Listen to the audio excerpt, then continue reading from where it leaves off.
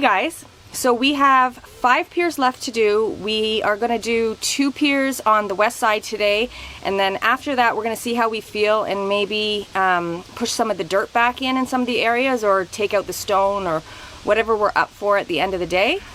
But won't be much. Yeah, it won't be much, but it is a nice cool day today, so yeah, we're pretty excited. It's not a lot left now, and we're going to be moving on to something new. Al's got all of his plans in place for the next step, so yeah, getting really excited about moving on.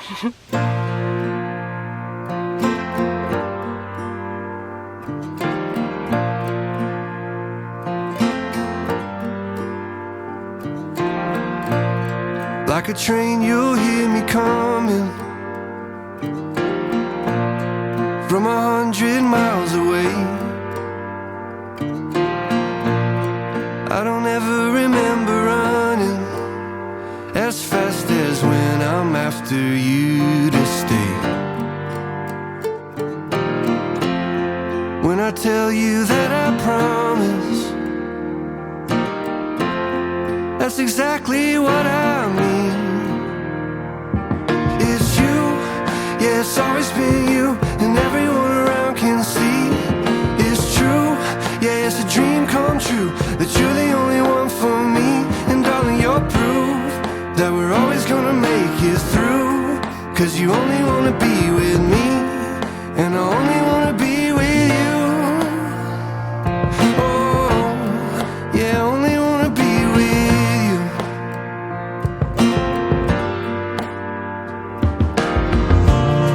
Like a storm cloud in the distance, you can feel me moving in. There's a pressure and resistance I hope we never have to feel again. It's you, yeah, it's always been you, and everyone around can see. It's true, yeah, it's a dream come true, that you're the only one for me. And darling, you're proof that we're always gonna make it through. Cause you only wanna be with me, and I only wanna be with you. Oh, yeah, I only wanna be with you.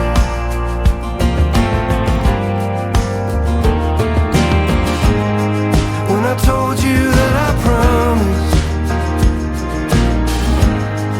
and I said I'd never leave,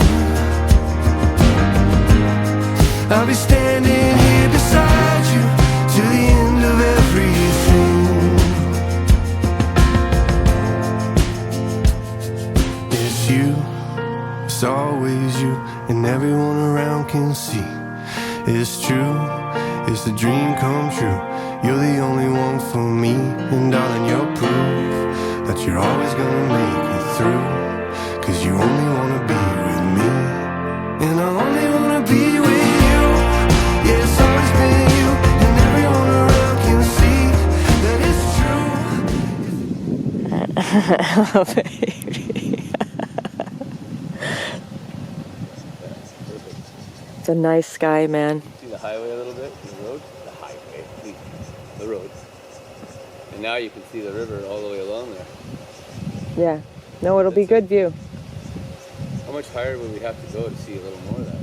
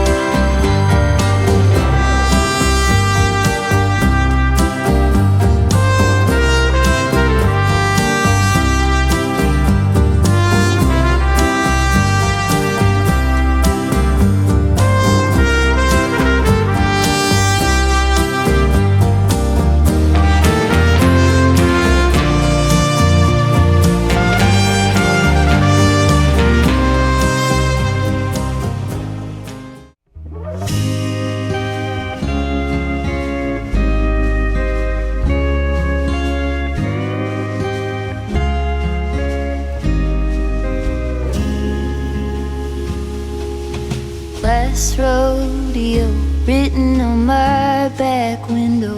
I've never tried this before I met you.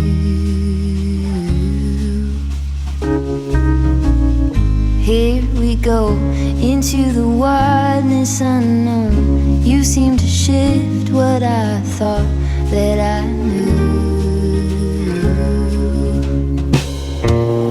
Kaleidoscope, both of us changing our pattern with every spin.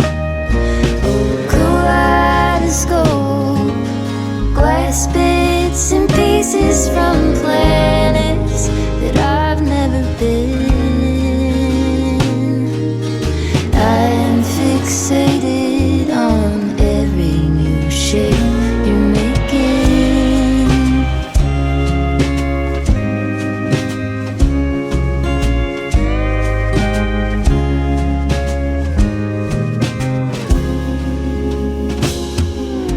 Turn brass ring, here I am aiming to please. Comets and asteroid blues cross between us. Fall, summer, spring, steady and bleak wintering. You are a lantern to me in the stardust. Kaleidoscope, both of us changing our pattern with every spin.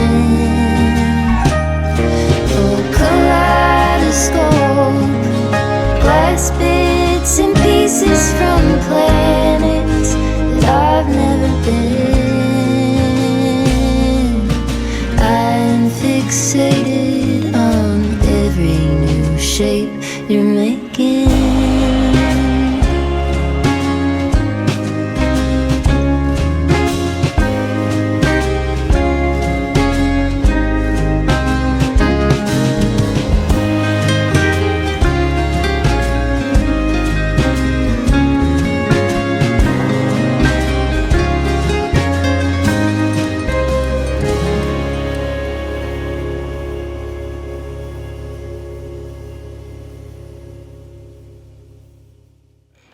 Hey folks, we're on the home stretch. 3 piers left to go.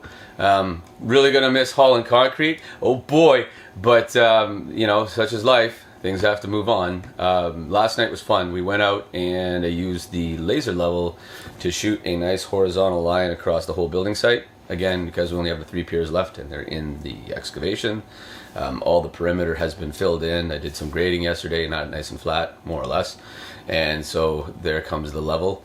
So having shot that horizontal line across, what I did is I used, well, first I used a marker and I was just tracing where the laser hit all the concrete tubes. I also put in some stakes in between them and was marking them as well. But it was the tall order for the marker with all the dirt and everything on all those tubes and stuff. So instead what I did is I kind of cleaned them off a bit and I used masking tape. So the idea is just to set a nice clean level all along, as close to the highest point on the site, so that I have an idea of where I need to kind of bring dirt in and fill things in just to kind of get it all flat level. So the idea is I want the whole site, at least around the perimeter, to be perfectly level. Then with the remaining gravel that we have, and if we need some more, we'll get some more, I want to basically slope the building site from the center out. Again, you know, first order of business with any foundation, you want to just make sure all your water drainage, any water that's coming off the roof and that is going to sheet completely away from the building.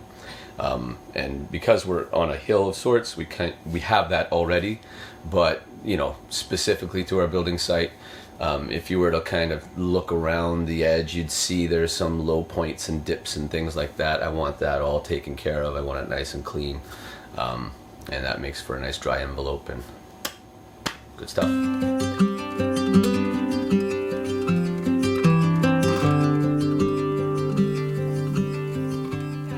So today we are going to be doing the last 3 piers. And then Al actually has one that he has to do on the wall as well, which is kind of a freebie. All he has to do is put the car saddle on there, so that's not a big deal at all. But we do have 3 full piers that we need to do with the footing. And first, before we do that though, we have to get the stone, the big stone that's still in the excavation, out. And then I'm going to be kind of getting the rest of the stone all around the site out of the way and into the piles that we have at the side. Because the next thing we're going to be doing is leveling once we're all done that and starting to fill everything back in. So very exciting. We've picked up the wood that we need for the next step. So it's getting real. It's awesome.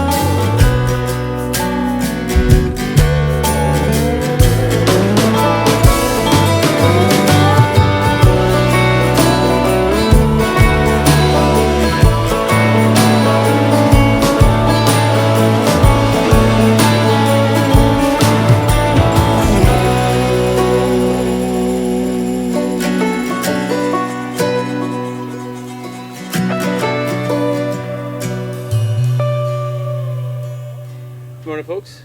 Early start to the day. We are for realsies on the home stretch. We have 3 piers left to pour. We were hoping to do them yesterday, but just kind of didn't really think through all the prep that we had to do. So I got all the rebar wired together, centered all the piers except for one that I had to do last night. So I came out with the laser level just to make sure everything was square relative to the outer perimeter of the building. Nothing worse than a crazy, trapezoidal house drawn by a little kid. So just made everything relative to the east side and shot my last lines to drop the 3rd pier. So they're all 1, 2, 3 right there in that corner. Already brought down the mixer and everything. All I have to do now is just bring the extension cord, hook it up, and then Bob's your uncle, Fanny's your aunt. We're going to get her done.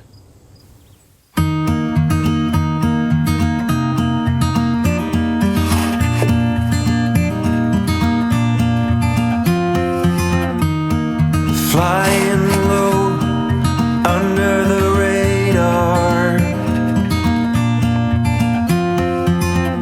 like a Nighthawk stealth plane, you are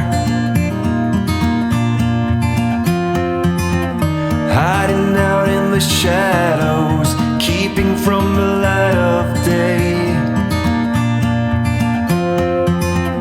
Nobody should ever have to live that way.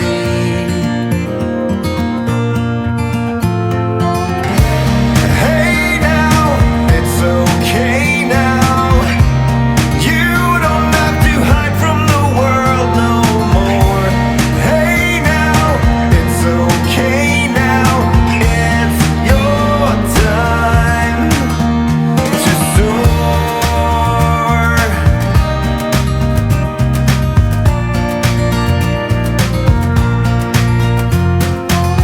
It's time to stand up straight and step into the light. It's time once and for all to have equal rights. Come along now. Hey now, it's okay now. You don't have to hide from the world no more. Hey now, it's okay now. You don't have to march in this lonely world. Hey now, it's okay now. It's your time to soar.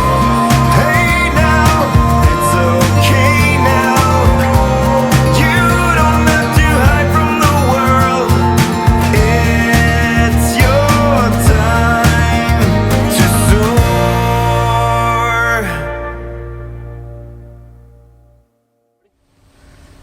Hey everybody, welcome to a nice toasty, is it Wednesday today or Thursday?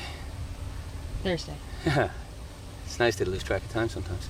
Yeah, Thursday afternoon. So what I'm doing here, I've got to attach this carport saddle to this wall. We didn't think it made sense, you know what I mean? And in the end, we only really got to use this wall probably for a couple of limited uses. One is it's going to be the basis for this carport saddle, so we don't have to pour another pier. And then I was just talking with Kim, I think what I'm also going to do is suspend a beam along the length of this wall, so that it can just support all the joists that cross it. It's here, so I may as well use it to do some reinforcing. That being said, I need to fix this, and again, anybody who knows better, by all means, feel free to educate me. But my understanding of concrete is you can't really bond new concrete to existing concrete. Like, you can rough it up, you can use sulfamic acid, not sulfuric acid, but there's an acid, like an over-the-counter powder you can buy and mix with water, you use for cleaning off brick or etching brick. But what I'm doing is, there's already grooves in this wall for the rim joist and the joists for the farmhouse. You can see them here. And what I'm going to do, or what I'm doing, is using my hammer drill with a chisel on it, just in hammer mode, and I'm undermining that slot for the joist so that it ends up like a dovetail shape. So I'm both driving it a little bit deeper to about the 2-inch mark, and then tapering it so that, again, it's like shaped like a key or a dovetail. And then I'll put my just cut a little piece off this, put my form. I'll put my bolt through this with another bolt or a piece of rebar tied to it to make like a T, and then I will rest that on top of the concrete that I pour in here. So the securing will be that concrete is now molded into the shape, so it's basically pulling up on the wall, and it's secured in the wall. And then, of course, with the bolt and the rebar already in place, that's going to secure the car saddle to the concrete. So it's kind of secure the base to the wall, the saddle to the base, and then it should be just as solid as the rest of the carport saddles to prevent any uplift. I think uplift is more of a concern around the perimeter. The whole idea is that depending on the overhang on your roof, if you have heavy winds that come underneath, it's going to actually try to pick your house up, which is why you don't just sit your beams on top of the 6x6s. You have to use hardware and hurricane ties and things to kind of secure everything down. So you will have forces at times that are basically trying to pick your house up and carry it away, so to speak, Wizard of Oz style.